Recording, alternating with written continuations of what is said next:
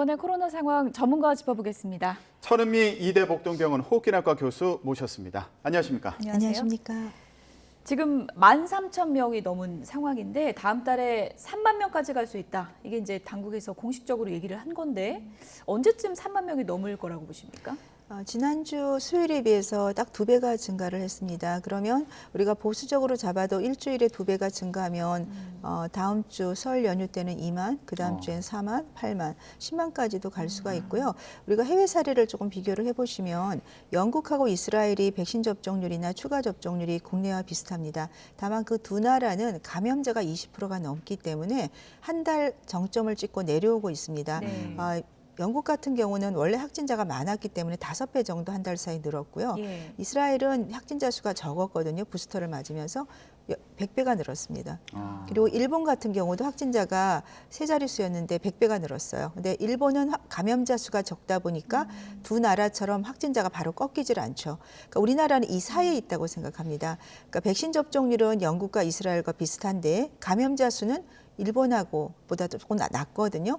그렇다면은 확진자 수가 한 달을 주고 급감할 것 같지는 않고요. 거의 2달 정도 걸릴 것이고 이 확진자 수는 5배에서 10배 최소한 증가할 수 있어서 다음 달에 저는 10만까지도 확진자가 나올 수가 있다. 다만 우리가 손 위생이나 마스크를 얼마나 잘하냐에 따라서 확진자 수는 조금 감소할 수도 있을 것 같습니다. 그러니까 완만하게 올라갔다 완만하게 내려올 수 있다. 네, 그럴 것 같습니다. 네. 근데 그런 경우에 이거 집단 면역 가능성도 있지 않을까 이런 전망도 있는데 이거에 대해서는 어떻게 생각하세요? 네, 집단 면역이 지금 다른 나라를 보더라도 감염자가 어느 일정 수준 20, 30%가 감염이 되면 그다음에 내려오고 있죠. 근데 확진자가 20, 30% 늘은 거하고 그 주변에 우리가 모르는 확진자가 굉장히 감염이 많이 된 거죠. 그만큼 경미하게 지나가니까. 그렇다면은 국내도 아마 한두 달 이내에 이런 집단적으로 감염이 되면서 3월 말이나 4월 정도가 되면 확실하게 감소세가 될 수가 있지 않을까 기대를 합니다. 다만 우리가 감소를 하더라도 이 면역을 일정 부분 갖지만 그러면 우리가 완전히 풍토병으로 정착을 할 수 있지 않냐. 하지만 감염자가 많아지면 그중에 면역이 약한 분을 통해 또 새로운 변이가 나올 수가 있습니다. 지금의 우리가 백신들은 주로 혈관을 들어가기 때문에 코에 점막의 항체가 안 생기니까 지금처럼 델타에 감염된 분이 오미크론에 감염이 될 수 있어요. 예. 그러면 앞으로 백신이나 이런 것은 구강이나 코로 통해서 우리가 백신을 투여할 수 있게 되면 점막에 항체가 생기기 때문에 그런 새로운 백신이나 그런 치료제를 통해서 아마 풍토병으로 정착이 될 것으로 기대를 합니다. 교수님, 근데 이전에 위드 코로나 우리가 한번 들어갔을 때 앞으로 확진자 수는 발표하지 말고 위중증 환자 수를 발표해서 그 부분을 초점을 맞추자 했는데 오늘 김부겸 총리도 앞으로 위중증 환자 수 그 수치를 중점적으로 관리하겠다고 했거든요. 확진자 수 발표 이렇게 매일매일 하는 거 이거 언제까지 해야 되는 걸까요? 오늘 보면 확진자 수는 많이 늘었지만 위중증은 계속 줄고 있죠. 예. 이 위중증은 대부분 델타 때 확진되신 분들이 이제 중증이 감소하고 있는 겁니다.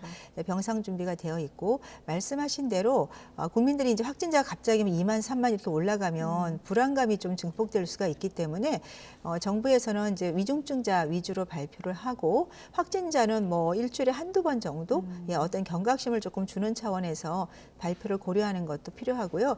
이렇게 브리핑을 할 때 이제 확진자 수보다는 우리가 지켜야 될 새로운 어떤 방역 체계라든지 어떤 치료법이라든지 이런 뭐 호흡기 클리닉을 어떻게 이용하는지 이런 것에 대한 것을 좀 자세한 정보를 주는 것이 필요할 것 같습니다.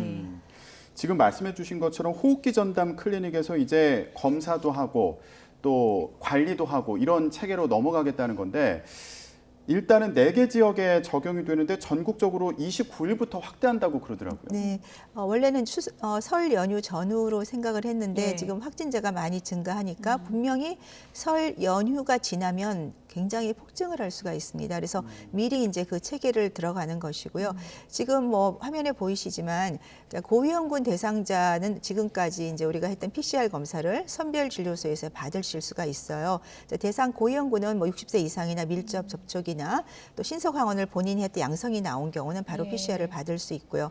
고위험군이 아닌 대상자는 오늘부터 29일 전까지는 4개 지역에서만 새로운 신속검사 체계가 유지가 되겠습니다. 그리고 29일 전까지 전까지는 일반인도 선별진료소나 이런 예. 곳을 통해서 PCR 검사를 할 수 있겠습니다. 서울에서도 어제까지인 줄 알고 뭐 어제 서둘러 검사 받았다 이런 분들이 있는데 서울은 네. 이제 29일부터 그렇습니다. 적용이 네. 되는 거고요.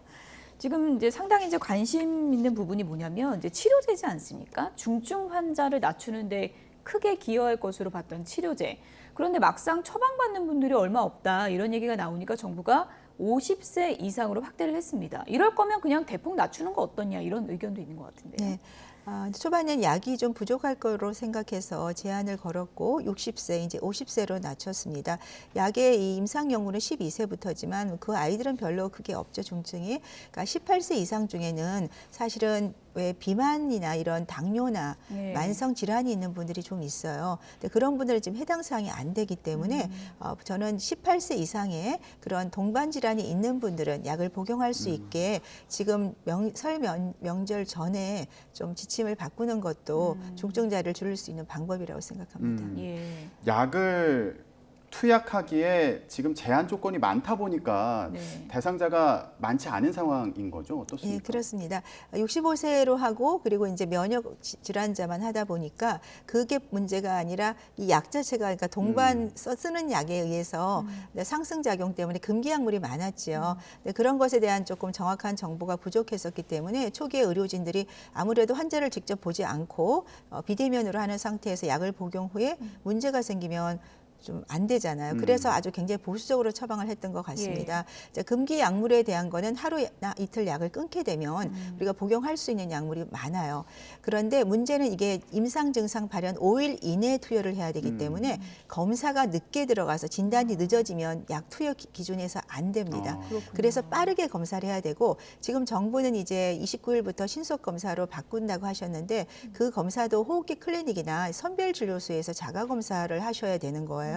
네, 그렇게 되면 늦어지게 됩니다. 그러니까 집에서 우리가 정부가 무료로 좀 설 연휴 전에 다 배부를 해주시면 집에서 검사해서 양성이 나오면 바로 진료센터 의료의원에 가셔서 결과를 보여주고 약 처방을 받고 그날 바로 선별진료소에 가서 PCR 검사를 하고 그 PCR 검사 결과가 나오면 바로 약을 복용할 수 있게 한다면은 사실 안전하게 복용할 수가 있죠. 그렇지 않고 PCR 검사나 선별에 가서 신속 항원을 하게 되면 시간이 늦어질 수 있다는 단점이 있습니다. 예, 그러니까 시간을 단축해서 약을 딱 맞는 시기에 처방받을 수 그렇죠. 있는 게 굉장히 중요한데, 근데 교수님, 18세 이상 지금 성인 남녀, 건강한 성인 남녀 같은 경우에도 증상이 올 수 있잖아요. 그 그렇습니다. 증상이 오면 처방 못 받는 건가요? 그거는 지금 안 돼 있습니다. 그러니까 50세 이상이 돼야 되고 어떤 면역 질환이 있어야 되기 때문에 그래서 말씀드린 대로 18세 이상에 사실 이 코로나19가 미국 같은 경우에 중증자가 많은 이유는 심혈관 질환이나 비만자가 많아서 그래요. 근데 우리 국내에도 분명 일부에 있기 때문에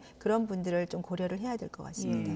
근데 이게 증상이 발현되고 5일 안에 처방을 받아야 된다고 하니까 사실 초기 증상에 대해서는 애매해서 내가 이게 오미크론인지 코로나19인지 감기인지 잘 모르겠는 분들도 계실 것 같거든요. 네, 그래서 제가 검사 키트를 좀 배부를 해외에서 그렇게 많이 푸는 이유가 집에다 이렇게 두고서 본인이 수시로 검사하는 거죠. 그러니까 명절에 부모님 만나러 가야 되는 증상이 없지만 사실 코로나19 무증상 굉장히 많지 않습니까? 검사를 하는 거죠. 하고 음성인데 한 이틀 지나서 약간 코가 좀 막힌다. 그때 또 하는 거죠. 그래서 검사는 기본적으로 이틀 간격으로 2번을 꼭 하시는 게 원칙적이고요.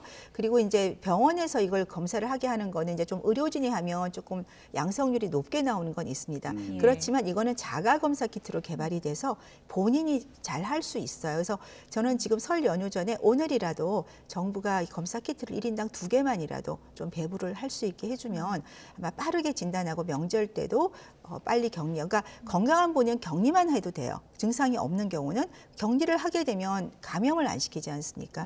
그게 가장 중요하다고 생각합니다. 뭐 오미크론 관련해서 지금 여러 가지 연구 결과가 나오고 있는데 오미크론 바이러스가 뭐 플라스틱 같은 데 이렇게 붙으면 훨씬 더 생존 기간이 기존 바이러스보다 오래된다. 그래서 전파를 많이 시키는 게 아니냐 이런 연구도 나왔더라고요. 네, 맞습니다. 지금 일본에서 나온 연구인데 그 플라스틱하고 사람 피부에서 생존 기간을 봤습니다. 여기 표에 나오시는데요. 오미크론이 플라스틱 생존 기간이 가장 길지요. 원래 초기 코로나에 비해서 거의 4배 가까이 높습니다. 네, 그리고 피부, 그러니까 우리가 이 시신 피부였는데 거기에서 검출을 해봤더니 초기 코로나에 비해서 오미크론이 21시간. 근데 가장 중요한 건 손에 이런 묻어 있는 것들은 우리가 손위생, 그러니까 소독제를 15초 정도만 하면 비활성화되기 때문에 대부분 네. 참여를 하는데요. 문제는 플라스틱이죠. 우리 몸에 주변에 플라스틱 굉장히 많죠. 그렇죠. 여기도 다 플라스틱이고. 지금 저 교수님하고 저희 사이에도 저기 그렇죠. 플라스틱 칸막이 있거든요. 네, 맞습니다. 예. 그래서 제일 많이 쓰는 휴대폰. 아, 저- 휴대폰. 예, 그리고 컴퓨터 키보드. 그렇죠. 이런 것들이 다 플라스틱인데 이러면 거의 열흘 정도를 생존할 수 있다는 거잖아요. 예. 그렇기 때문에 그런 경우는 우리가 쓰는 거는 계속 알코올이나 이런 걸로 좀 잘 소독을 해주시는 것이 오미크론을 예방할 수 있는 방법이고, 그것보다 더 좋은 건 만일 그걸 만져서 손에 묻어 있다고 하더라도 손위생만 잘하면 그렇죠. 예방을 할 수 있을 것 같습니다. 생각해보니까 휴대폰이 있었군요. 네, 그게 휴대폰을 가장 많이 좀 이렇게 쓰는 거죠. 수시로 알코올 솜으로 좀 닦아줘야겠네요. 네, 맞습니다. 예. 근데 휴대폰 같은 경우에 이제 알코올솜 작은 그 알코올솜으로 닦는 분들 계시는데 그 알코올솜으로 닦아도 충분한 건가요? 네, 알코올솜으로 잘 이렇게 닦아주시면 대부분 바이러스의 그 막을 파괴를 시키기 때문에 가능합니다. 근데 이제 많은 분들이 항상 휴대폰을 손에 들고 있는데 예. 그걸 잘 소독을 한다는 개념을 잘 못 갖고 계시거든요. 음. 근데 그쪽이 저는 굉장히 중요한 좀 예방법이 될 것 같습니다. 예. 지금 뭐 오미크론이 어느 정도까지 퍼질 것인가. 근데 지금까지 이제 우리가 코로나 2년을 견뎌왔는데 그러면서 개인 위생이 굉장히 철저해졌고, 그리고 다른 나라보다 우리가 마스크를 많이 쓰고 있잖아요. 네, 그래서 그렇습니다. 오미크론에 대해서 우리가 조금 더 강하지 않을까 이런 예측도 있었는데 지금 또 추세 보면 그런 것 같지도 않고요. 어떻게 보십니까? 오미크론이 장점은 전파력은 높지만 예. 독성이 상당히 약해요. 국내 그렇죠. 데이터도 치사율이 5분의 1 정도고 0.16%인데 이거는 경구 치료제를 쓰지 않을 때 치사율이기 때문에 예. 사실은 0.1 이하로 충분히 내려갈 수가 있습니다. 그게 지금 독감하고 비슷한 거죠? 그렇죠. 그러면? 5,000명 오미크론 확진자 중에 6명 사망자가 다 70대, 80대, 90대 분이셨어요. 그러니까 그런 분들도 사실은 경구 치료제가 적절히 들어갔다면 상당수 또 생존을 하실 수 있기 때문에 우리가 너무 공포심을 갖지 마시고 설 연휴에 개인 위생을 잘 하고요. 혹시라도 마스크를 쓰더라도 스쳐 지나가면서 감염된 사례도 있었지 않습니까? 예. 그런데 그런 사례는 바이러스가 마스크를 썼기 때문에 정말 조금밖에 못 들어와요. 그러면 몸에서 충분히 면역을 만들어 이겨낼 수가 있고 자연스럽게 면역이 형성될 수 있기 때문에 손위생 잘 지키시고 마스크 잘 쓰시고 그리고 혹시라도 증상이 있으시면 바로 검사하고 또 설 연휴에도 이렇게 진료소가 있기 때문에 해당자는 치료제를 복용하시게 되면 저는 가능할 것 같습니다. 근데 이거 다른 변이 바이러스보다 오미크론 같은 경우에 이제 전파력도 약하고 위중증으로 갈 확률도 낮다 이렇게 얘기를 하지만 또 독감과 다르게 후유증 남는 거 아니냐 이런 걱정도 있거든요. 이거에 대한 연구는 아직은 진행이 많이 되지 않은 상황인 거죠. 그러니까 오미크론 이전에 델타까지는 폐로 침범을 해요. 폐렴이 네. 생겨서 제 환자들도 보면 그러니까 11월, 12월에 병상이 없다 보니까 많은 분들이 그냥 중환자실에 바로 퇴원하고 그러셔서 그분들이 지금 반복 입원을 하세요. 네. 근데 그렇지만 오미크론은 보통 상기도로만, 그러니까 하기도로 안 들어가는 게 동물 실험에 나왔고 그래서 병이 약한 거거든요. 상기도란 주로 코하고 목이란 얘기세요. 그렇기 때문에 후유증이 남기는 많지 않을 것 같고요. 지금까지 뭐 임상 증상이나 다른 해외 사례를 보더라도 그런 것 같습니다. 예. 끝으로 영국 같은 경우는 교수님 엔데믹 해가지고 이제 마스크도 벗고 다 풀었잖아요. 그 기준점을 뭘로 삼아야 될까?